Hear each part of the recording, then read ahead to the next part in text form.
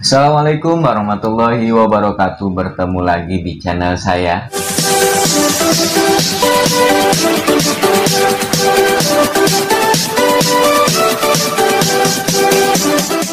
Jadi kali ini di samping saya sudah ada teman saya nih.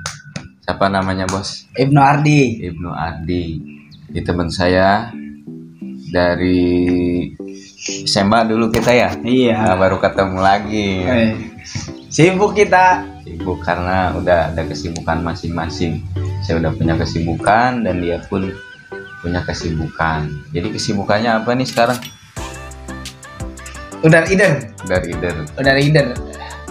Dari gimana maksudnya nih? Jalan-jalan aja. Jalan-jalan aja. Iya. Enak banget ya. Lah enak lah. Selain jalan-jalan gimana maksudnya? Ceritain dong, kan kita baru ketemu lagi. Ya. Dari beberapa tahun yang lalu. Kita nggak ketemu lagi kan semenjak lulus SMA gitu kan. Iya. Waktu itu gue lulus SMA, gue langsung daftar kuliah. Iya. Iya. Di mana tuh? Gue kuliahnya di STKIP Kusuma Negara. Kalau yang tahu di STKIP Kusuma Negara, langsung aja. Kalau yang mau kuliah di STKIP Kusuma Negara, bawa nama gue Ibnu Ardi. Jadi udah ada orang dalam di sini. Barangkali ada teman-teman yang mau kuliah di kuliahannya. Dia bisa calling-calling gitu ya. Iya. Tenang aja. Masih ada anak buah di sana. Jadi gue pengen nanya nih, aktivitas lu sebenarnya sekarang tuh ngapain aja gitu? Apakah ajak-ijik tuh kan kemana aja gitu? Iya. Berarti kan ada istilahnya apa, bahasa kerennya ada yang digawein gitu, ada yang dikerjain gitu. Ya Apa itu? gimana ya? Gue sih nganggapnya kerjaan gue sih belajar sih ya. Belajar gue. Belajar tuh bebas ya, apa aja Iya, ya? apa aja. Kerjaan gue tuh belajar gitu dan menghasilkan uang. Gimana caranya tuh? Ya ada lah. Nanti Kasih tahu dong. Jadi Teman-teman semua. belajar di sini dalam artian gue tuh mengamalkan ilmu gue yang gue pernah belajar, terutama di SMA. Yang kedua di dunia kuliahan. Nah di situ gue berkecimpung. Kebetulan gue kuliah di olahraga gitu kan. Nah di situ gue sekarang kerjaan gue ya udah gitu, belajar. Jadi belajar sambil mengajar gitu. Belajar sambil mengajar gitu Di aja. sekolahan. Di sekolahan. Oke, lanjut teman-teman. Jadi dia itu nggak mau dibilang sombong karena dulu itu teman sama saya, satu SMA sama saya, kerjaannya molor terus. Harus tidur terus. Ya benar gak? Benar. Tapi sekarang dia udah jadi guru. Sekarang gini ya, gue kasih tahu ya, terutama buat rekan-rekan guru-guru dimanapun berada gitu kan.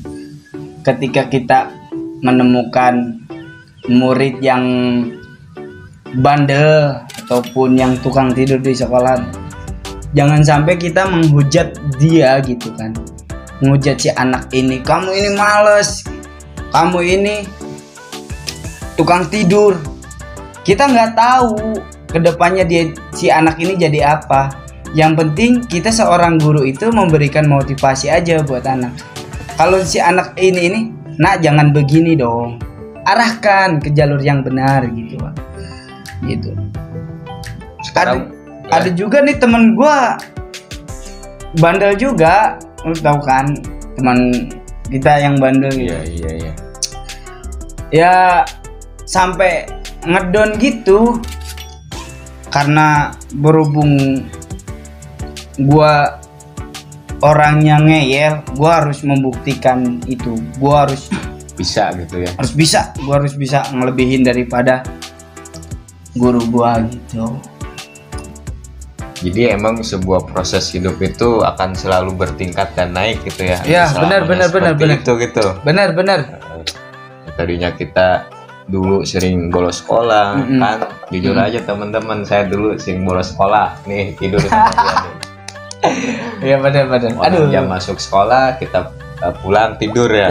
Terus jam istirahat nggak masuk lagi, cabut. Pas udah beres jam istirahat kita malah lanjut tidur. Jadi ini sampai ngopi nggak apa-apa nih. Ada gue yang ini. Aduh.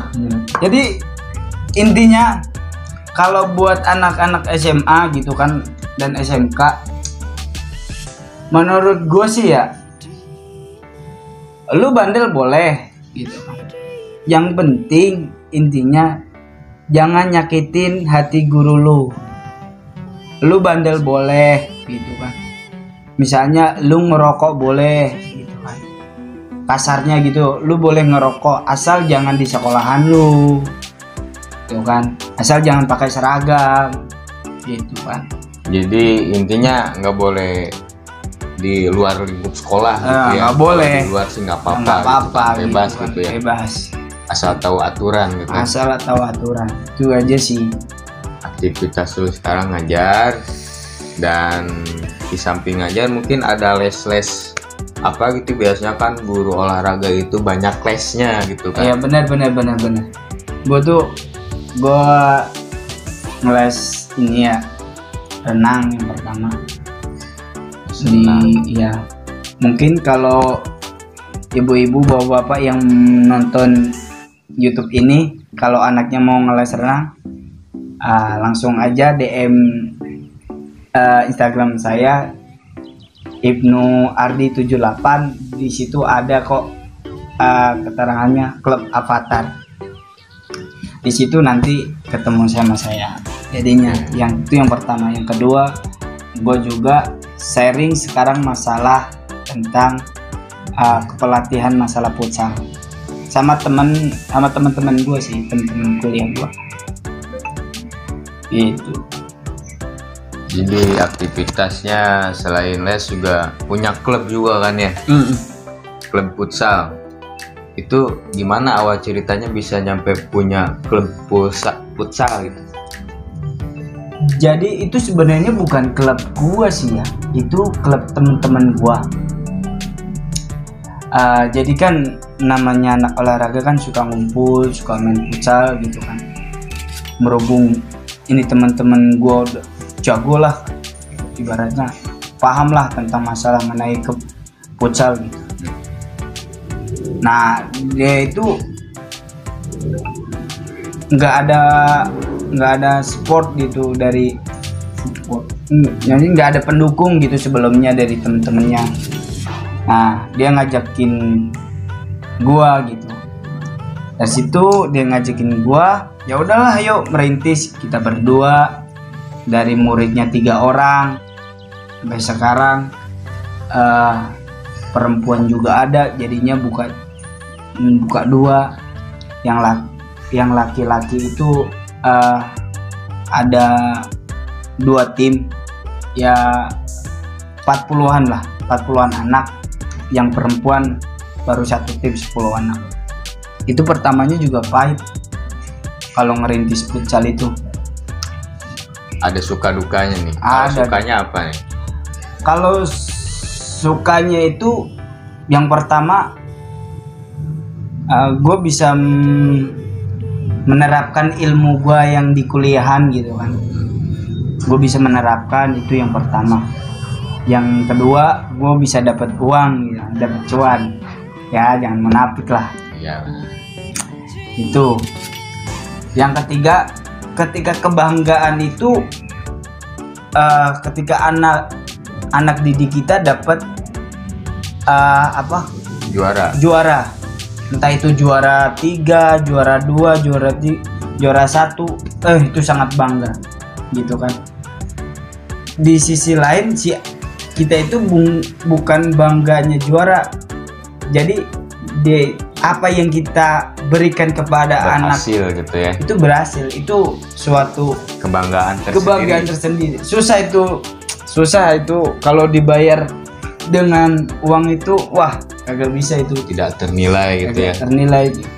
Nah, itu kan sukanya, Ya. sekarang dukanya. Kadang kan kalau hidup itu ada suka dan ada duka pastinya gitu. Ya. Kalau dukanya seperti apa? Dukanya gimana ya? Kadang-kadang kalau ngelatih anak futsal itu kan nggak segampang gitu, maksudnya susah gitu diaturnya. Tapi dengan ketulusan hati gua sama teman-teman gua, ya alhamdulillah. Bahkan temen gua aja sampai mau nangis gitu. Ini susah banget ini anak. Sampai gue tuh gagal, maksudnya klub gue itu gagal ikut lomba itu sampai 5 kali. 5 kali itu gue sama teman-teman gue gagal. Ikut event sini, event situ gagal. Nah, akhirnya kita introspeksi diri, kita evaluasi pengajaran kita tanya lagi sama pakar ahlinya kan gitu kan. Temen saya punya teman lagi gitu kan, pakar ahlinya lagi, kesalahan kita di apa, nah di situ dikoreksi sama dia. Oke, dari situ berkembang akhirnya sampai sekarang. Itulah pengalaman dari teman saya. Dari awalnya dia sekolah bareng sama saya, bahkan sering tidur mulu ya. Saya juga ngerasa sering kalau sekolah itu kadang nggak beres nyampe jam pelajaran akhir. sering cabut. Tapi sekarang alhamdulillahnya dia bisa jadi guru dan dia juga bisa memahami situasi lingkungan, bahkan para siswa-siswanya, menghadapi para siswa-siswanya. Gimana nih siswa yang ini sikapnya seperti ini, yang lain lagi sikapnya lain-lain gitu ya sikapnya. Jadi kita harus sebisa mungkin gimana untuk menyikapinya dengan apa tuh? Dengan ini sih, kalau gue nyikapin anak-anak yang ini ya, yang aktif gitu kan. Anak-anak yang aktif itu yang pertama kitanya harus sabar, yang kedua kita itu harus menyayangi gitu. Kita sayang sama si anak yang super aktif ini, kita nasehatin, kita panggil. Bahkan kalau kita bisa mengeluarkan uang buat dia, ya udah kita keluarkan gitu, untuk supaya niat kita merubah dia gitu. Tapi kan kadang kalau seorang siswa itu kan dia tidak mau dibedakan antara misalkan siswa ini pinter dan siswa ini biasa aja. Bahkan itu menurut lu gimana cara menyikapinya gitu? Apakah lu lebih perhatian sama anak yang pinter dan berprestasi? Apakah kalau sepengalaman gue, berhubung gue baru gue di dunia pengamalan ilmu gitu kan, gue tuh baru 3 tahun. Yang gue rasain gitu kan, gue tuh orangnya ngalamin yang bagaimana dibanding-bandingin dulu gitu. Jadinya gue mau nerapin bagaimana gue itu kagak mau ngebandingin ke orang lain gitu. Maksudnya ngebanding-bandingin ini anak pintar, ini gitu. Kalau dia bandel kita rangkul, kalau dia super aktif kita rangkul gitu kan. Terus kasih motivasi, yuk temanmu aja bisa, masa kamu bisa, gitu aja. Jadi sebisa mungkin kita menyamaratakan gitu ya. Iya, kita membeda-bedakan satu sama lain, karena itu kan sebagian dari siswa kita juga. Sakit hati, Bre. Bener ya? Kita pernah ngalamin dulu kita pernah ngalamin, sumpah kita pernah ngalamin dibanding-bandingin. Seon-onnya siswa juga kan pengen diperhatiin. Nah, bener. Wah, kan kita juga gitu dulu. bener. Ya, benar. Mungkin apa udah segitu dulu cerita kita, apa berlanjut lagi nih? Kalau udah kita tutup dulu nih. Ya kita sih terserah sama yang bikin konten aja gitu. Semakin banyak gitu kan. Kita mah kan jadi gimana ya? Kalau kita ditanya kita menjawab gitu. Kalau nggak bisa dijawab ya buat PR buat kita. Siap. Jadi untuk kali ini saya akhiri dulu ya cerita dari teman saya namanya Ibnu Ardi. Itulah kisah dari awal semenjak kita temenan dari sekolah dan akhirnya baru ketemu lagi dan berbagi pengalaman. Itulah tadi pengalaman dia seperti apa. Oke, itu saja dari saya. Mungkin ada pesan-pesan buat teman-teman semua. Pesannya apa gitu? Buat teman-teman terutama anak-anak SMA dan anak-anak SMP, pesan-pesan dari gua sih ya, kalian bandel boleh, tapi jangan menyakiti hati guru. Itu aja ya, udah itu aja kuncinya. Jangan menyakiti hati guru dan nyakitin hati orang tuamu, karena mereka dua-duanya pintu keberkahan buat kamu. Kesimpulannya itu tadi dari teman saya, jadi saya simpulin lagi. Jadi bandel boleh, Iya, bandel boleh, asal jangan ngelawan sama guru dan orang tua kalian, karena ridallah fi ridallah walidain. Jadi benar-benar. kedua orang tua ridho kita terletak pada Ridho kedua orang tua orang tua. kita. Oke, terima kasih. Assalamualaikum warahmatullahi wabarakatuh. Waalaikumsalam warahmatullahi wabarakatuh.